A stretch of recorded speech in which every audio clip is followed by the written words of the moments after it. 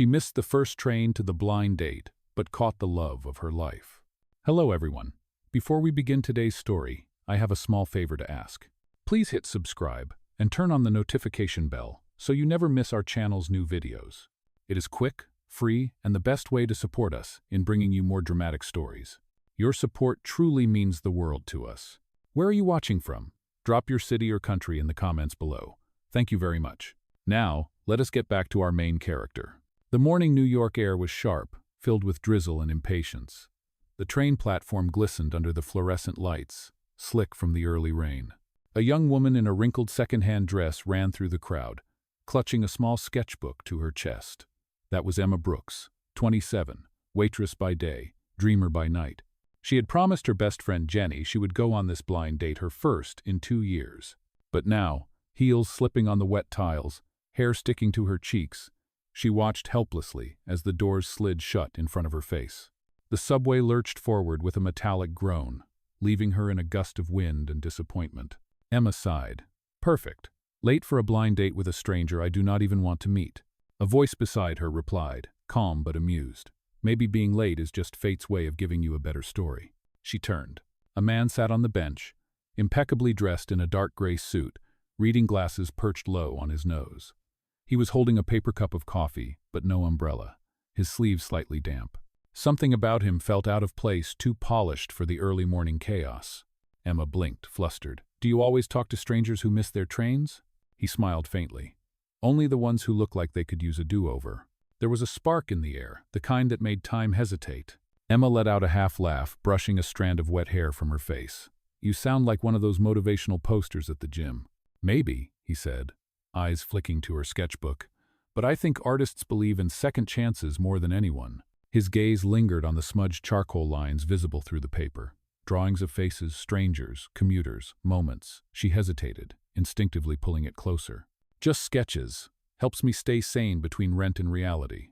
Quote. The next train's arrival beep echoed through the station. She glanced at the clock. 15 minutes until the next one. 15 minutes until another chance or another mistake. Emma sat a few seats away, pretending not to notice the stranger's calm presence beside her. The platform filled slowly with the sound of dripping water, distant chatter, and the rhythmic hum of electricity. A gust of wind pushed her sketchbook off her lap. He caught it midair before it hit the ground. Their hands brushed warm skin, rain-chilled air. For a moment, she met his eyes, deep brown, steady, unreadable. Careful, he said softly, handing it back. You might lose something important. She smiled nervously. It is just paper. He shook his head. Nothing is ever just paper. Sometimes, it is the first chapter. Before she could answer, the loudspeaker crackled overhead, warning of a delay on the downtown line. Groans rose from the crowd. A woman nearby muttered about missing a job interview. A man cursed under his breath. But Emma looked up and, strangely, laughed. Maybe the universe just wants me to stop running. The man's lips curved. Then maybe it is trying to slow you down for a reason. The platform fell into a rare stillness. For a fleeting second, it felt like they were the only two people in New York. Two strangers who missed the same train, caught in the same pause of fate. The light flickered above them. Somewhere in the tunnels below, metal screeched against track. The man's phone buzzed, an alert flashed across the screen. Board meeting canceled. He silenced it quickly before she could see. Emma tilted her head.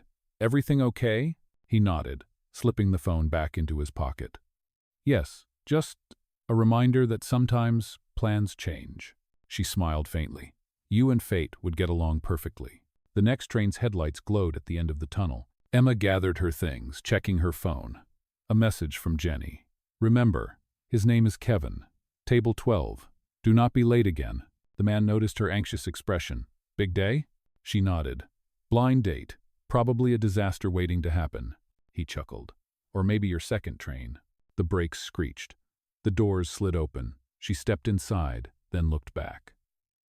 The stranger was still seated, watching her with that same unreadable calm. For a moment, she almost asked for his name, but the crowd pushed forward, and the doors closed. The train carried her away, unaware that she had just left behind the man who would change her life. The next morning, sunlight leaked through the thin curtains of Emma's small apartment. The sound of traffic outside mixed with the low hum of a city that never rested. She sat at her tiny kitchen table, stirring instant coffee that had already gone cold. On the wall beside her hung sketches pinned in uneven rows, faces of strangers she had drawn on trains, buses, and in waiting rooms. Ordinary people, ordinary moments. Her phone buzzed. A message from Jenny appeared. "So, how was it? Did you finally meet Kevin?" Emma exhaled and typed back slowly. "I missed the first train, then met someone else. Not Kevin, just a stranger." Jenny replied instantly. "A stranger? You? Talking to a stranger? Maybe this is progress." Emma smiled faintly. Progress was a generous word. The truth was, she could not stop thinking about the man from the platform, the calmness in his eyes, the way he spoke like every sentence had been weighed and chosen. But she reminded herself it was foolish to wonder about someone whose name she did not even know. Her clock read 8:15 a.m. She was already late for her morning shift. She grabbed her apron, sketchbook, and half-eaten toast, then hurried down the narrow stairwell of the old building. At the cafe, the smell of espresso and baked croissants filled the air. The morning rush had begun. Emma tied her hair back and started taking orders. She moved quickly, balancing trays, smiling through exhaustion. Customers barely looked up from their phones. To them, she was invisible, just another face behind the counter. Still, she found herself sketching between orders tiny outlines on the corner of a napkin. An old couple sharing one muffin, a child counting sugar packets. She captured them quietly, as if collecting proof that life was still kind somewhere. During her short break, she sat by the window, watching raindrops race down the glass. She opened her sketchbook. The first page stared back at her, the drawing she had made at the station last night. The man's outline, his coat, the coffee cup. She traced the lines lightly with her finger. Her coworker, Marcy, leaned over. "Who is that? He looks mysterious." Emma closed the book quickly. "Just someone I met, or almost met." Marcy grinned. "Almost? Sounds romantic already." Emma laughed softly. No, it is not that kind of story. It was just a missed train. But deep down, she was not so sure. After her shift, Emma walked home through the drizzle. The streets gleamed under the neon lights of small shops and late buses. Her shoes squeaked with every step. She stopped by a street vendor selling charcoal pencils and bought one, even though she could barely afford it. At home, she turned on the old lamp beside her bed and opened her sketchbook again. At the top of a blank page, she wrote in neat letters, "Faces on the train. Someday my first exhibition." The phrase hung in the air like a promise. As she drew, her thoughts wandered. She remembered the stranger's voice saying, "Nothing is ever just paper. Sometimes it is the first chapter." It echoed in her head until it felt like a whisper from fate itself. Her phone buzzed again. A reminder from Jenny. "Tomorrow night, table 12. Do not run this time." Emma smiled. "I will try." She placed the sketchbook beside her pillow and turned off the light. The room fell into silence except for the distant rumble of trains passing somewhere underground. She stared into the dark, wondering where that stranger was now. Did he ever make it to wherever he was going? Did he think about her the way she could not stop thinking about him? Then she shook her head, almost scolding herself. "Get real, Emma. You talked for 10 minutes at a station. That is all." But even as she said it, she reached for the sketchbook again and looked at the drawing one more time. His eyes calm, unreadable, kind. Something about them made her heart steady. The city outside kept moving. Another day would come, another train, another chance. She whispered to herself, "Maybe tomorrow fate will be on time." And as the lights from passing cars flickered across her window, she did not see the irony that somewhere across town, in a glass-walled penthouse, the same man was sitting at his desk, staring at a different kind of sketch. Her face, drawn from memory, saved on the corner of a notepad that simply read, "Platform 9." The next evening came faster than Emma expected. The city was alive again, lights blinking across wet streets after another drizzle. She stood outside the restaurant Jenny had chosen for her, a modern Italian place, with too much glass and too many people wearing clothes that cost more than her monthly rent. Emma took a deep breath and looked at her reflection in the window. The borrowed dress from Jenny fit almost right, though the shoes pinched her toes. Her makeup was subtle, but her nerves were not. She checked her phone one last time. "Jenny, remember, smile, table 12. Kevin loves art." "Sure," she whispered to herself. "So do pigeons." She pushed open the door. Warm air brushed her face, carrying the scent of roasted garlic and violin music playing softly in the background. The hostess greeted her, asked for her name, and led her through rows of candlelit tables. "Table 12, right over there." Emma nodded and followed. The man seated there looked up from his menu. Clean-cut, polite smile, light brown hair slightly tousled. "Kevin, she asked, forcing a smile. He nodded, rising to shake her hand. Emma, right? Nice to finally meet you. His handshake was firm, his voice smooth. He looked normal, successful, exactly the kind of man a matchmaking app would describe as dependable. So why did Emma feel nothing? They talked about safe topics, the weather, their jobs, the chaos of New York traffic. Kevin was kind, yes, but his eyes kept darting to his phone, replying to work messages between bites of pasta. When he excused himself to take a call, Emma looked around the restaurant. The low light reflected on the wine glasses, the hum of laughter mixed with cutlery, the air thick with perfume and confidence. She felt small here, like she had accidentally wandered into someone else's story. Then her gaze froze. At the far corner table, alone, sat a familiar figure. Dark suit, calm posture, the same eyes she had been sketching for days. The stranger from the train. He was looking straight at her. For a moment, the noise around her faded. The air seemed to hold its breath. He did not smile, but there was recognition, subtle, quiet, undeniable. Emma blinked, stunned. Her first thought was impossible. What are the chances? Kevin returned, still on his phone, apologizing between half sentences. She nodded absently, her eyes still drawn to that corner. But when she glanced again, the stranger was gone. Her chest tightened. Maybe she had imagined it. Maybe she wanted to. Dinner dragged on.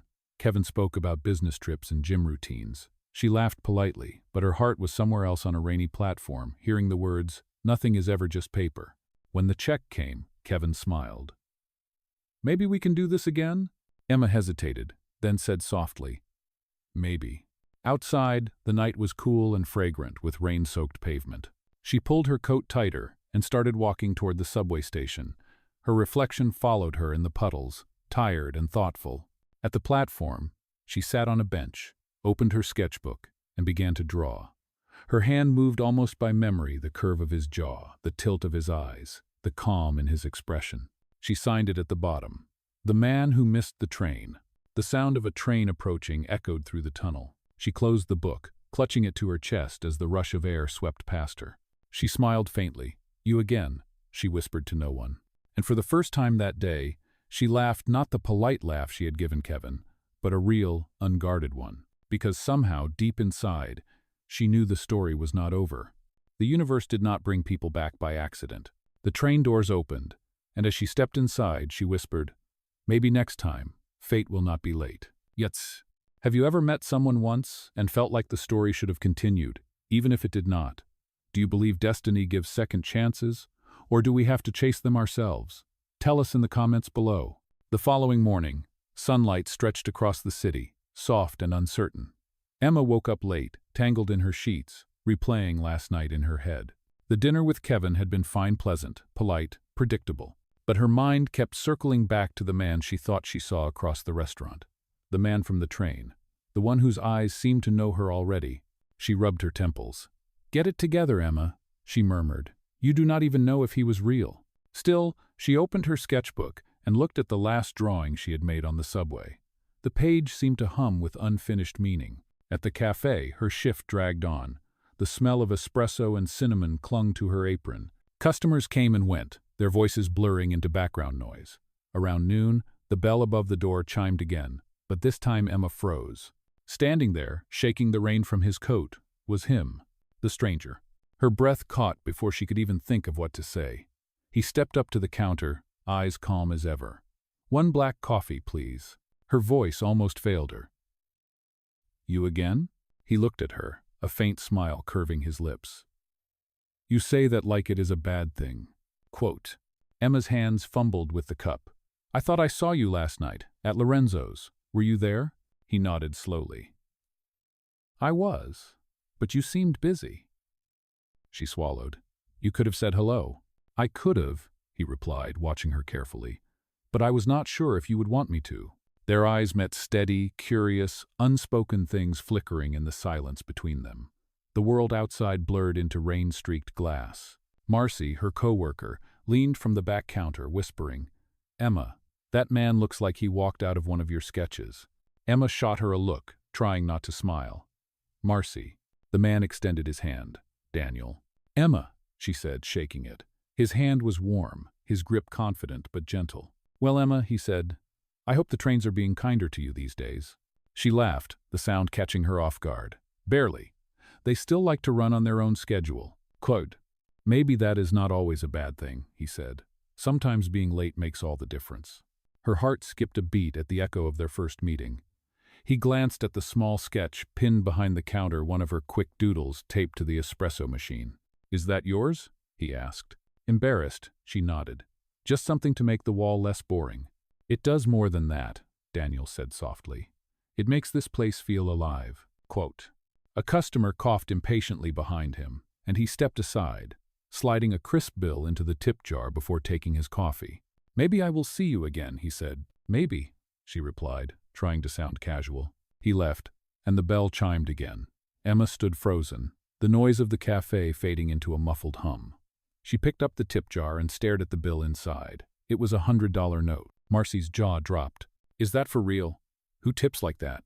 Emma blinked, unsure whether to laugh or panic. Someone who just likes strong coffee, I guess. But inside, she knew it was something else, something intentional. That evening, when she returned home, she found a small envelope slipped under her apartment door. No name. Only a typed note inside that read, "Your art deserves to be seen. There is a community exhibition at Midtown Gallery this Friday. Submit it. D." Quote, Emma sat on her couch, heart pounding. She looked around her tiny apartment, her sketches scattered across the wall, and for the first time, she felt the pulse of possibility. She whispered to herself, "Who are you, Daniel?" Then she smiled faintly. "And why do I feel like I am about to find out?" Outside, thunder rumbled in the distance, and a train howled somewhere deep beneath the city. Sometimes fate does not knock on the door. It slides a note under it. Friday arrived with a sky heavy and silver, the kind of sky that seemed to hold its breath before deciding whether to rain or clear. Emma stood outside Midtown Gallery, her sketchbook pressed to her chest, heart pounding louder than the traffic behind her. She had almost turned back 3 times. The letter from Daniel still rested in her bag, creased from how many times she had reread it. "Your art deserves to be seen, Cray." Now she was here, surrounded by people who looked like they belonged to a different world, men in tailored suits, women with sleek hair and calm smiles. Their conversations floated around her like another language. She swallowed hard and stepped inside. The gallery smelled faintly of varnish and new paint. Bright lights glowed over framed pieces, landscapes, portraits, abstract shapes that made her head spin. A young woman at the registration desk smiled professionally. "Name, please?" "Emma Brooks," she said, almost whispering. The woman flipped through a list and nodded.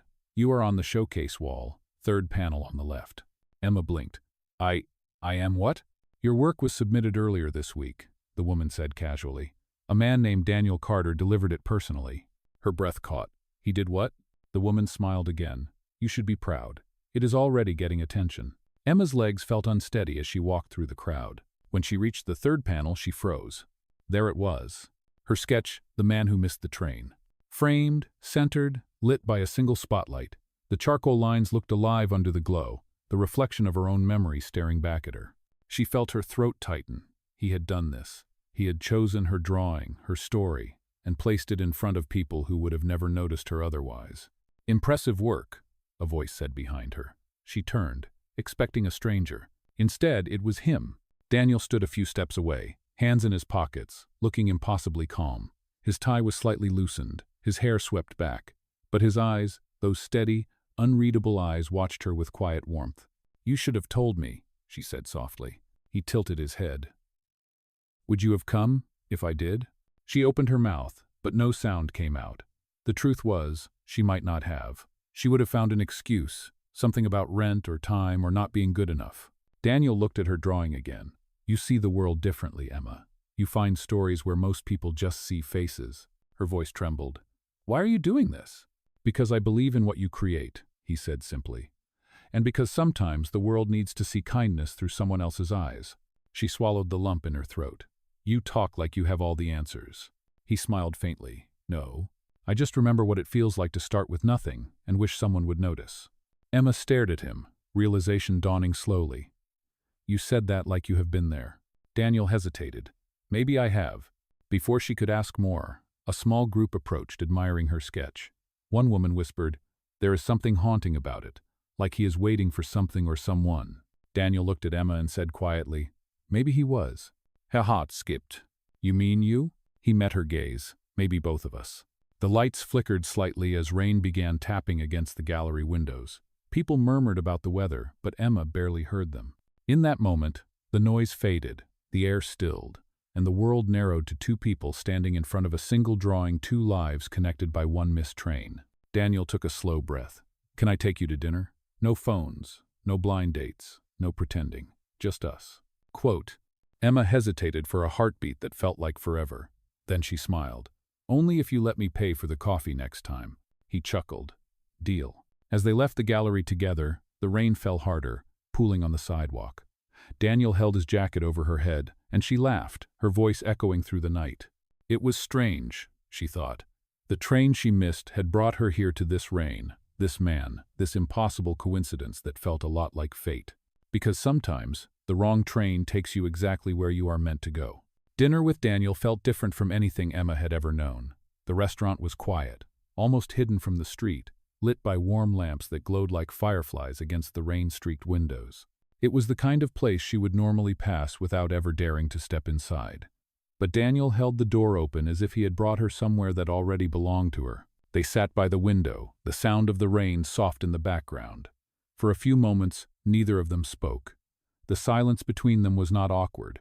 It was comfortable, curious, almost electric. Finally, Emma smiled.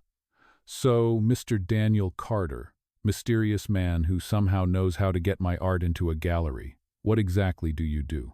Daniel paused, stirring his coffee. "I work in technology, mostly design and development." She raised an eyebrow. "That sounds vague." He laughed quietly. "It is. But the truth is, I like building things that make life easier for people. Or at least, that is the goal." "Is that why you help me?" she asked softly. "Because you build things?" He looked up, meeting her eyes. "No. I helped you because you remind me what it feels like to care about something real." The words hung between them, tender and honest. Emma looked down at her hands, pretending to focus on the silverware, but her heart thudded in her chest. "Careful," she said with a nervous laugh. That almost sounded like a confession. "Maybe it was," he replied. The waiter arrived, breaking the tension. They ordered simple dishes, pasta for her, steak for him. As they ate, they talked about everything that was safe: music, books, the best coffee in New York. But beneath every sentence, there was a pulse neither of them could ignore. When they finished, Daniel insisted on walking her home. The streets glistened under the city lights, puddles reflecting colors from passing cars. Emma's heels clicked softly against the pavement. She noticed how he walked slightly closer to the traffic side of the sidewalk, shielding her from the splashes. "Do you always do that?" she asked. "Do what?" "Act like you have to protect everyone around you." He smiled faintly. "Old habit, I guess." They reached the corner of her block. The air smelled like wet concrete and something faintly sweet from a nearby bakery. Emma stopped under the awning of her building, unwilling to end the night. "Thank you," she said. "For the dinner, for the gallery, for everything." He looked at her with that calm, steady gaze again. "You do not owe me thanks, Emma. You did all of that yourself. I just gave you a nudge." She laughed softly. "A very expensive nudge. Some things are worth investing in," he said. Her heart flew. "You talk like life is a business deal." He hesitated, his expression unreadable. "Maybe that is how I was raised to see it. But lately, I have been trying to remember what it is like to live outside the numbers." She tilted her head. "Outside the numbers?" He nodded. "Outside profit, success, expectation. Somewhere simpler." Emma studied him for a moment, then smiled gently. "Maybe you should start by missing a few trains." Quote. He laughed, a sound that felt like sunlight breaking through clouds. For a moment, neither of them moved. Then he reached out, brushing a raindrop from her cheek with the back of his finger. His touch was light, hesitant. "Good night, Emma," he said quietly. She swallowed, her voice barely above a whisper. "Good night, Daniel." He turned to leave, and she watched him walk away until his figure disappeared into the blur of rain and light. When she went upstairs, she leaned against her apartment door, heart still racing. She opened her sketchbook again and began to draw not his face this time, but the way his hand had hovered in the air, the trace of rain that had caught the light. For once, she was not sketching a stranger. Outside, the city continued to breathe, unaware that two people had just stepped into something fragile, new, and inevitable. Because sometimes, love does not announce itself with grand gestures or perfect timing. It simply arrives quietly, like the sound of rain against the window, reminding you that the story is just beginning. The following week moved like a dream Emma did not want to end. Every evening after her cafe shift, Daniel would stop by, always ordering the same thing, one black coffee, no sugar. He would sit at the same corner table, laptop open, but his attention always found its way back to her. Sometimes he would stay until closing time, walking her home under the glow of streetlights. Their conversations wandered through art, childhood memories, and little pieces of truth they had never told anyone else. It was quiet, real, and beautifully ordinary. But life has a strange way of reminding people that peace never lasts. It happened on a Thursday afternoon. Emma was cleaning tables when two well-dressed women entered the cafe, their heels clicking sharply against the floor. One of them held a tablet, the other a designer bag that looked like it cost more than Emma's yearly rent. "Is this where she works?" the woman with the bag asked, glancing around. "Who?" Emma asked politely. The woman smirked. "Emma Brooks. Yes, it is you. I saw your sketch at the Midtown Gallery. Interesting piece. The press thought it was charming how Mr. Carter personally delivered it." Emma's stomach dropped. "Mr. Carter?" The woman raised an eyebrow. "You mean you did not know who he was?" Before Emma could answer, the second woman stepped forward. "Daniel Carter, CEO of Carter and Bloom Technologies, one of the youngest millionaires in New York. I am surprised he did not mention it during your little coffee breaks." Their laughter was sharp, echoing off the walls. Emma stood frozen, heart pounding. "CEO?" she repeated quietly, as if the word itself did not belong in the same world as her. "Oh, darling," the first woman said, smiling cruelly. "I would not get too attached. Daniel is generous with his attention, but he gets bored easily.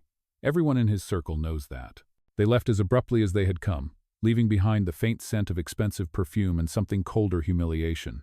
Emma's hands trembled as she wiped the counter.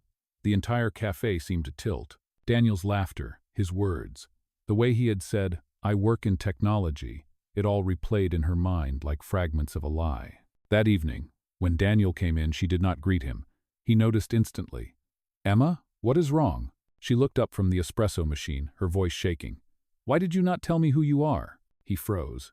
"Emma, I was going to—" "When?" she interrupted. "After what? After I fell completely for a story that was not even real?" People in the cafe began to turn their heads. Daniel lowered his voice. "Please, can we talk outside?" But Emma shook her head, tears threatening. "No, Daniel, you should have trusted me enough to tell the truth." She untied her apron and walked past him, leaving her shift, her words, and her heart behind. Outside, the rain began to fall again, gentle at first, then harder. Daniel stood at the window, watching her disappear into the storm. Somewhere in her bag, the sketchbook pressed against her side, its pages dampening with the rain pages filled with drawings of a man she thought she knew. Because sometimes the truth does not arrive with thunder. It comes quietly, like a train she should have seen coming but somehow missed again. Days passed, and the city felt heavier than usual. Emma went to work, but her eyes stayed dull, her laughter mechanical. Every time the bell above the cafe door rang, her heart jumped, only to fall again when it was not him. Daniel had stopped coming. The corner table by the window remained empty, a silent reminder of everything that had fallen apart. At night, she tried to draw, but the lines on the paper looked lifeless. The sketchbook that once felt like her sanctuary now felt like a collection of broken promises. She tore out one page, the portrait of him, and set it aside. Marcy tried to comfort her, but Emma only smiled weakly. "It was never going to work," she said. "He belongs in another world." But fate has its own timing, and sometimes it comes back when you least expect it. A week later, a letter arrived at her apartment. The envelope was thick, embossed with her name in silver. No return address, only one line written inside. "The Art of Emma Brooks, exhibition opening, Saturday at 7 p.m., Carter and Bloom Gallery." Emma froze. She thought it had to be a mistake. She had not submitted anything, had not painted, had not agreed to anything. But her name was there, printed in bold letters across the invitation. Saturday came before she had time to decide whether she would go. Her heart told her no, but something deeper, something she could not name, told her she needed to. When she stepped into the gallery, her breath caught in her throat. The room was filled with her art. Dozens of sketches she thought no one had ever seen, framed beautifully on white walls. Each piece had a small note beneath it in elegant handwriting. "On loan from the private collection of Daniel Carter." People whispered around her, admiring her work, calling it raw, emotional, real. But Emma barely heard them. Her eyes searched the crowd until she found him. Daniel stood near the center of the room, hands in his pockets, eyes fixed on her as if he had been waiting the entire evening. She approached slowly, her voice low but steady. "You had no right to do this." He nodded. "You are right. I had no right to decide for you. But I could not let your art stay hidden. The world deserves to see what I saw that first day on the platform." Her chest tightened. "Why would you still do this after I walked away?" Daniel took a step closer, his voice quiet but firm. "Because walking away from you was the only mistake I refused to repeat." "Oh." Emma blinked back tears, unsure whether to shout or cry. "You lied to me." "I hid," he said softly. "There is a difference. I did not want you to see my name before you saw who I really was." For a long moment they just stood there, surrounded by her art, her memories bathing in the light she had once been afraid to stand under. Daniel handed her a single sheet of paper. It was her original sketch, The Man Who Missed the Train, now framed and signed at the bottom. "I will take this down if you ask me to," he said, "but I hope you will let it stay.